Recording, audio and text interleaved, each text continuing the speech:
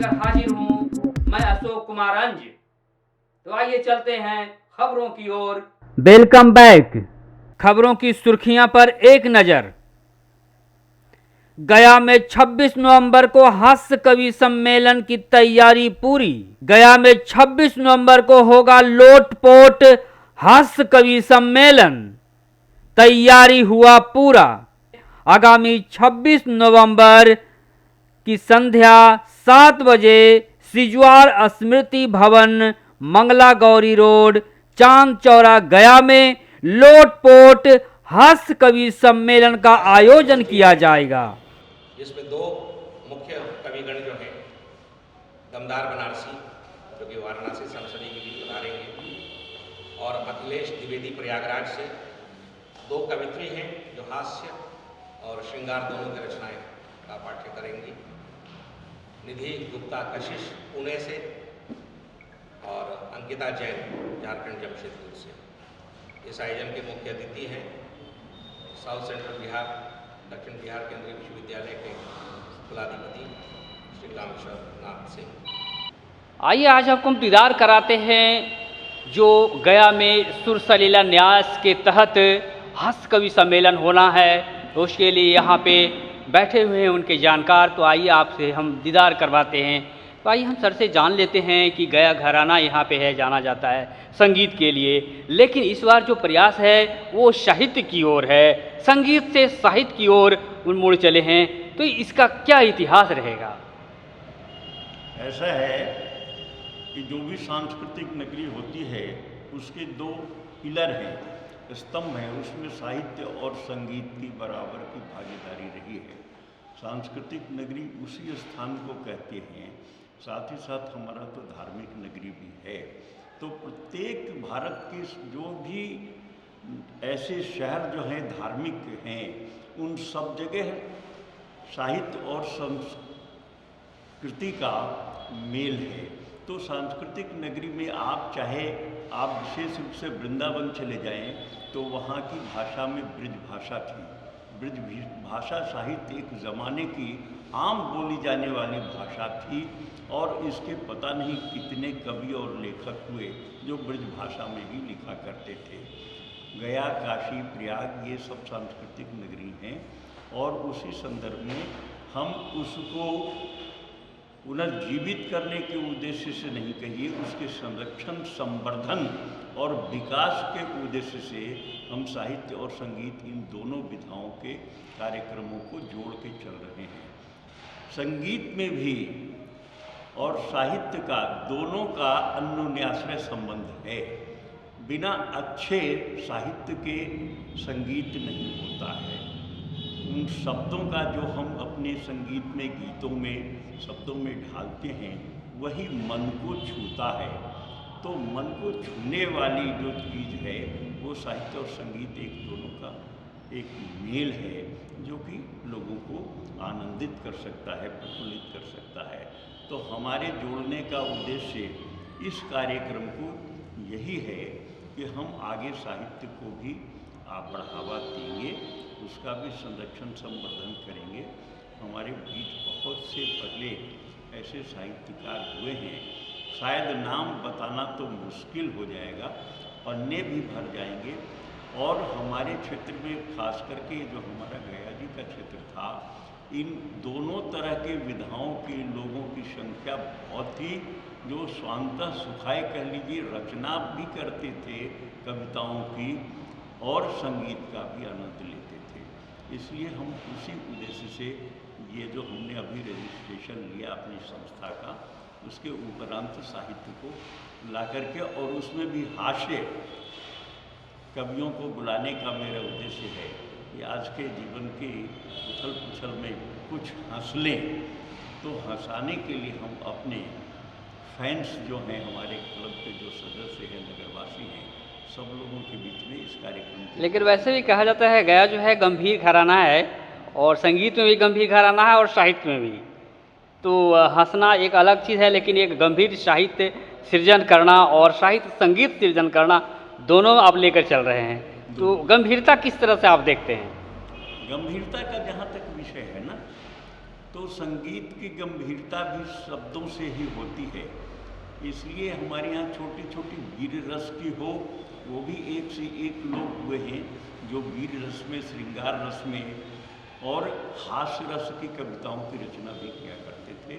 तो हम इसलिए उसको देख रहे हैं कि यदि हम दोनों को साथ ले लेते हैं तो हमको आम लोग जिससे जुड़े उसके प्रयास की दिशा में हम दोनों।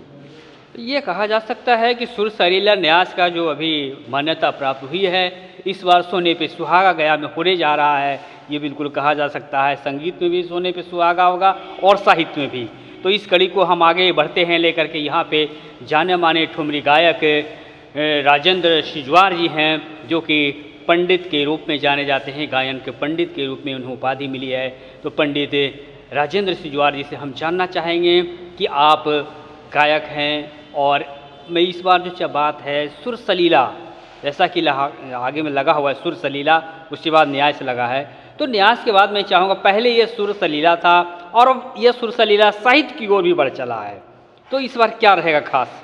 देखिए, हमारी जो न्यास गठन हुई इसमें केवल संगीत का ही, गायन का ही बंदेज नहीं है, इसमें कला के विभिन्न विधाओं को हमको टेक करना है, देखना है, इसका संवर्धन करना है। उस कड़ी में साहित्य भी है। साहित्य का कई रूप हैं। आप चाहे हास्य रस में साहित्य को अपनी भावनाओं को व्यक्त करें, या वीर रस में अपनी भावनाओं को व्यक्त करें, या श्रृंगार में करें, करुण रस में करें, इसकी सभी रसों का साहित्य है। तो उस 9 रसों में एक हास्य रस भी है, उसके तहत हम हास्य रस की कविताओं को लेकर शुरुआत कर रहे हैं। हम इसकी गंभीरता को भी लेकर आएंगे। जी बिल्कुल बिल्कुल। लेकिन ये अंतर है कि पहले सुर है, फिर उसमें सलीला भी मान लिया है, तो सलीला में साहित्य को लेते हैं, सुर में संगीत को लेते हैं, सलीला में साहित्य को लेते हैं दिए हैं। तो आप किस दृष्टि से देखते हैं, सुर कहाँ दिख रहा है और सलीला कहाँ दिख रहा है? देखिए, सलीला जो फल्गु नदी है हमारी, अंत सलीला फल्गु, उस फल्गु की सलीला से सुर का सृजन हो, उसका ध्वनि निकले उस सुर से, तो उसका एक अलग ही आनंद है। और जहाँ तक साहित्य की बात है, साहित्य तो यहाँ के रग रगों में भरा हुआ था। संगीत और साहित्य एक समय था ऐसा, जो छायावाद के कवियों में 4 कवियों का नाम आता है। मैं अपने आप को भाग्यवान मानता हूँ कि हमारे समाज के एक बुजुर्ग पंडित मोहनलाल महतो वियोगी, जिनका नाम वो छायावाद के 4 कवियों में आता था, पंथ, निराला, महादेवी और वियोगी। तो इससे हम लोग गौरवान्वित होते हैं कि हमारे समाज के, हमारे क्षेत्र के, हमारे गया जी के वो इतने बड़े साहित्यकार हुए। तो ये सरिता बहती थी गया जी में। मैं कितना छैल जी और मोहनलाल महतो वियोगी जी, नारायण लाल कटरिया जी, गोपाल लाल सिजवार, ऐसे तमाम इतने साहित्यकार गया में, अंदर गया में भरे पड़े थे। और अंदर गया के वो जो साहेबगंज जिसको बोलते हैं, जो टाउन है हमारा गया, और राम नरेश पाठक, अवधेंद्र देव नारायण, गुलाब खंडेलवाल, न जाने कितने साहित्यकार हुए, राम गोपाल सिंह राठौर जो देहात के रहने वाले थे, क्या मगही की कविताएं हुआ करती थी। तो साहित्य और संगीत से गया अक्षुण्ण नहीं रहा है, बहुत ही समृद्ध इतिहास इसका रहा है। भले ही वो लोग प्रोफेशनल न बन के आज जैसे लोग प्रोफेशन स्कूल के रूप में लाए हैं इस साहित्य और कवि को हास्य रस कह के, वैसा नहीं था, स्वांत सुखाया था। इसलिए उतना ज़्यादा लोगों के बीच, मास पब्लिक के बीच में गया से बाहर लोग नहीं जान सके, मगर उनकी रचनाएं बहुत ही समृद्ध थी, बड़ी। बिल्कुल, रचनाएं समृद्ध यहाँ हुई है और सुर भी समृद्ध हुए हैं। सुर, यदि सुर की हम बात करें तो सुर भी यहाँ समृद्ध हुए हैं। तो इस बार मुझे लग रहा है सुर और साहित्य दोनों गौरवशाली गया में होने वाले हैं। गया में सुर और सुनने वाले नहीं रहते, तो हिंदुस्तान के बड़े बड़े आर्टिस्ट 6-6 महीना, 2-2 महीना, 4-4 महीना आकर गया में व्यंगम अख्तर, सिद्धेश्वरी देवी और रसूलन देवी और जद्दन बाई जैसी कलाकारा, और मौजुद्दीन खां साहब ठुमरी के बादशाह, भैया साहब, गणपतराव भैया साहब, गफूर बशीर जंगली, ऐसे कितने कलाकार जो यहाँ आकर रहा करते थे। ये तो गया वो नगरी है जहाँ 500 एकड़ ज़मीन टेकारी स्टेट ने कलाकारों को दान में दिया, जिसे गया कि एक संगीत एक घराना के रूप में कायम हुआ, जिसमें सुदीन पाठक जैसे सितार वादक और विश्वनाथ पाठक जैसे गायक हुआ करते थे उस जमाने में। तो क्या साहित्य भी घराना होता है? मैंने तो सुर में देखा हूँ कि गया घराना हुआ सुर में, क्या साहित्य में भी घराना?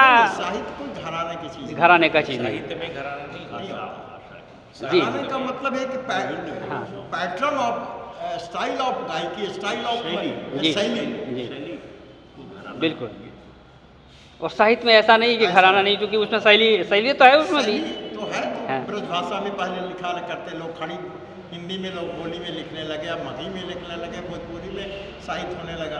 बिल्कुल। पहले तो ज़्यादातर जो भी आपकी साहित्य थी ब्रजभाषा में रहा करती थी, अवधि में रहा करती थी, उसका प्रचलन खत्म हो गया। खड़ी भाषाओं में और मगही में और जहाँ जाके आंचलिक भाषाओं में अब कविता लोग कर रहे हैं ना। लेकिन इस बार सुर सलीला न्यास का जो प्रयास है वो गया के धरती पर सुर और साहित्य दोनों को गौरवशाली बनाने का यह प्रयास है। जी। देखिए, आप निधि जो हैं हम्म। वो आपको सुर के साथ ही अपनी कविताओं का पाठ करेंगे, आप देखेंगे। हास्य कविताएं हैं मगर उनके गायन उसमें सुर देकर पिरोकर उसको गा के आपको सुनाएंगे, गीत की रचना के रूप में करेंगे। गीत की रचना होती है। तो गीत की रचना वो गे होगा।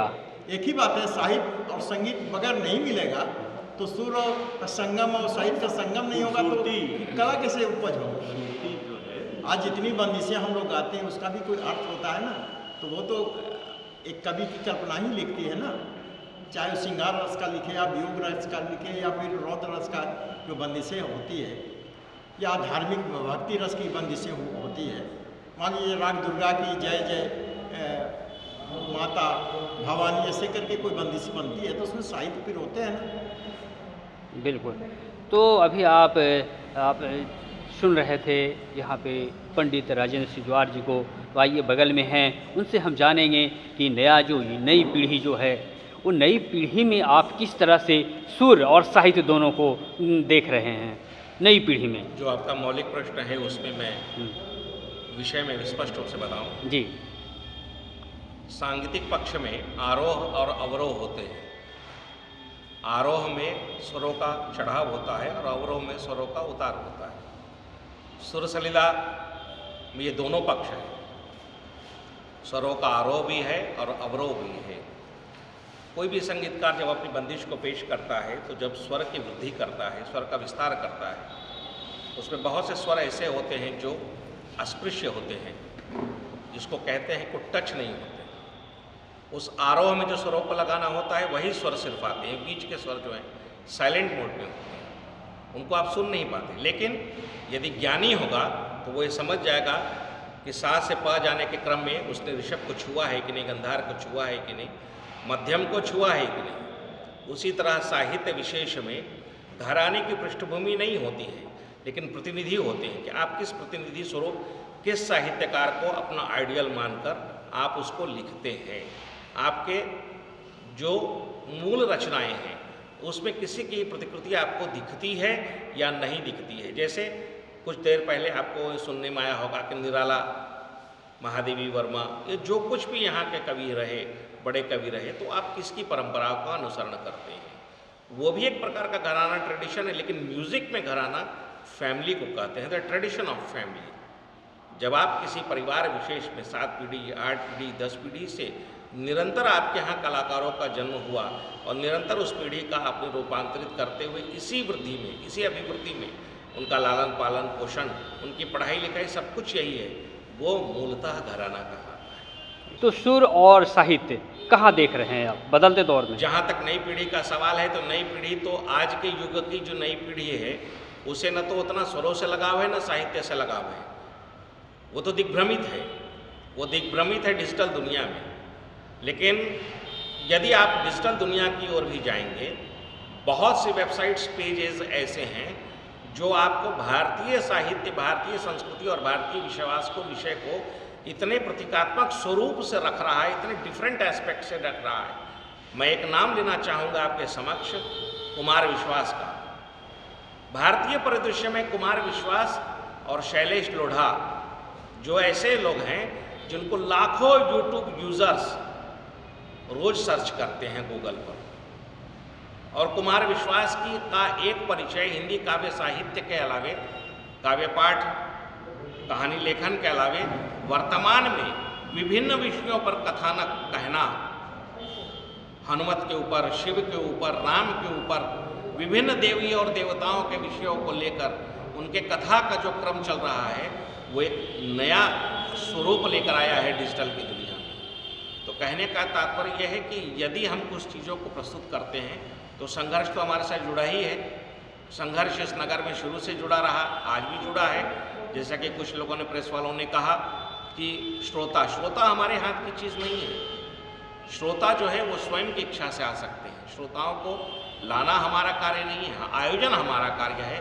श्रोताओं की अपनी इच्छा शक्ति उसको उस सभा मंच तक लेके आती है, उसकी विशिष्टताओं को लेके आती है। स्कूल के, महाविद्यालय, विद्यालय, विश्वविद्यालय के परिदृश्य में संगीत और साहित्य का कोई स्कोप नहीं है सिवाय पठन पाठन के अलावा। उनके यहाँ क्लासेस म्यूजिक के होते हैं, वो एक लिमिटेड एडिशन है कि 15 अगस्त आएगा, 26 जनवरी आएगा, झंडोत्तोलन करना है, शासन प्रशासन को दिखाना है, इसलिए म्यूजिक टीचर की उनको आवश्यकता है, अन्यथा उनको म्यूजिक टीचर की कोई आवश्यकता नहीं है। तो आइए हम समापन की ओर बढ़ते हैं। तो यहाँ पे पंडित राजेंद्र सिजवार जी हैं, तो इनसे हम चाहेंगे कि आज जो सुर सलीला का न्यास के तहत जो कार्यक्रम आज जारी है, इसके तहत आप क्या संदेश देना चाहेंगे हास्य कवि जो होने वाला है 26 नवंबर को?